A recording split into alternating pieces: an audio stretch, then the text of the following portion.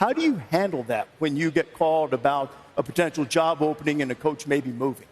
Well, I think I get a lot of calls because some people view me maybe as a senior professional that has a lot of experience in the game after 50 years, 25 years as a head coach.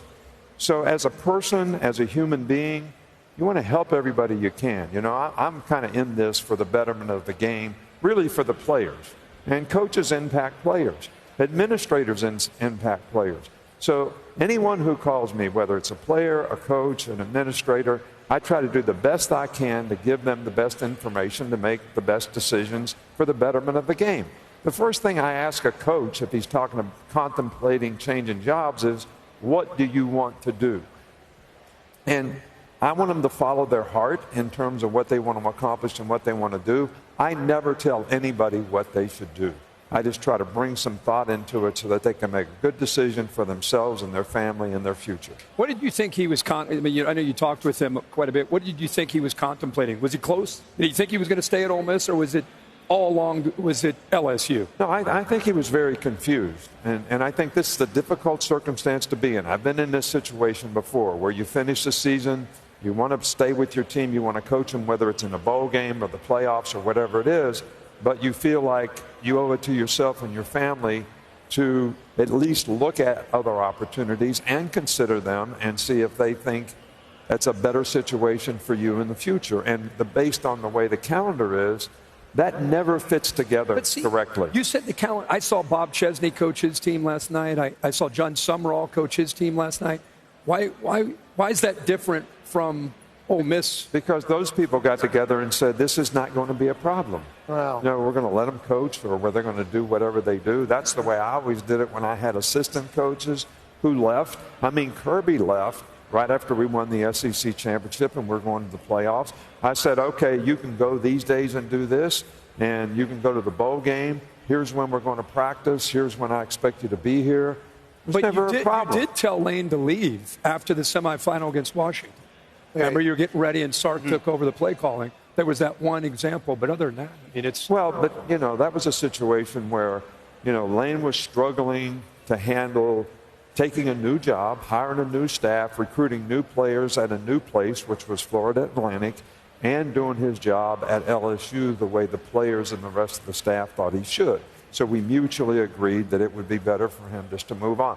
So it is what it is. You talk about the James Madison job, North Texas job, and then moving up and everything. I don't think their original schools view the next school as direct competition for recruits and also direct competition next year and also in the same conference. So I think going from a smaller school, no offense, group of 5 school to one of the bigger jobs in one of the Power 4 conferences, I think it's viewed a little bit different than Ole Miss coach heading to LSU. But for the reasons that you were talking about there, about are you able to focus and worry about the job at hand, or are you worrying about the future, especially whenever you're going to be playing against this team next year? And I like the fact that you clarified that all along they were saying, hey, if you take this other job, you're not going to be able to coach your team during the playoffs. I think that was something that we heard that he was fighting for.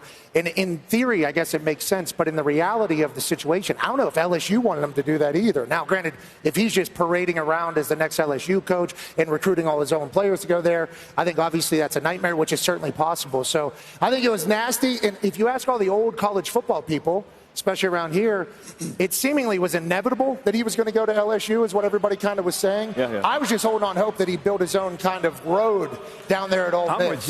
I'm with you 100%. Yeah, the one thing I would say about this whole thing is Ole Miss did acknowledge that Lane Kiffin was trying to change their minds in the situation the entire time and really hadn't accepted what they had told him earlier until at the very end. But they said they made it completely clear this was a non-starter for them going to a conference rival. Yeah, first of all, I thought he should have stayed. I agree with you. I would have wanted to stay there and just see this whole thing out, not just for this season, but just for your career, because he was doing something in Oxford that was very special.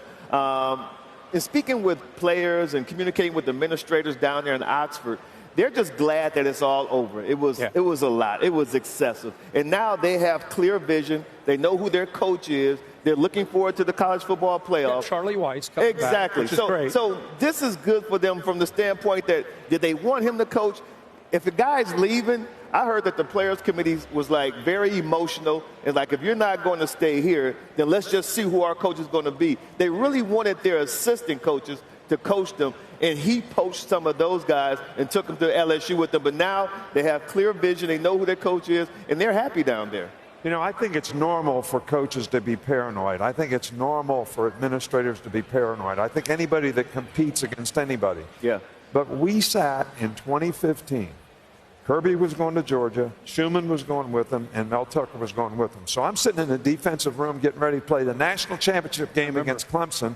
They're recruiting for Georgia. We're getting ready to play the game. But those guys had professional integrity to the players and to the team that they coached all year, and for the opportunity that those guys created for them because of the success that we had. And we went and won the game, and as soon as the game over, they left. So you can do it. It's doable. But everybody's paranoid about this kind of buzz. Maybe so, but isn't it different for the head coach?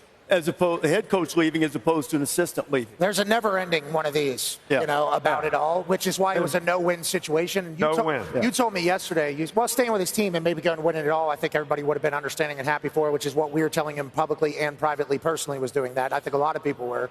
But you told me basically yesterday, you look at his recruiting right now. I mean, he's got the number one recruit in the country signing with him, meeting him whenever he gets there. He's got the number one D lineman in the country. He kept his defensive coordinator down there. Like everything that he thought and envisioned happening at LSU, and the reason why he took the job is coming to fruition. So I think he's moving on as well. Yeah. And I think us as college football fans are all pumped. We don't have to deal with the controversy anymore. Well, one thing about LSU, the state of Louisiana, Belichick used to make us do all these projects in the offseason. Where did the players in the NFL come from? Per capita, Louisiana has more players playing in the NFL than any other state. Per capita, not more than California or Florida or whatever, but per capita. That was one of the reasons I was interested in that job when I went from Michigan State there, was the players in the state give you an opportunity to be successful, and that's probably something that Lane took into all that talent, they are not in the college football playoff. Ole Miss is in the college football playoff. Interesting dynamic. I want to win a national championship. Well, you can. Well, I want to, though. All right, but you can. Well, I'm leaving. Interesting. Very interesting. As somebody that's newer to the college football world, it's craziness.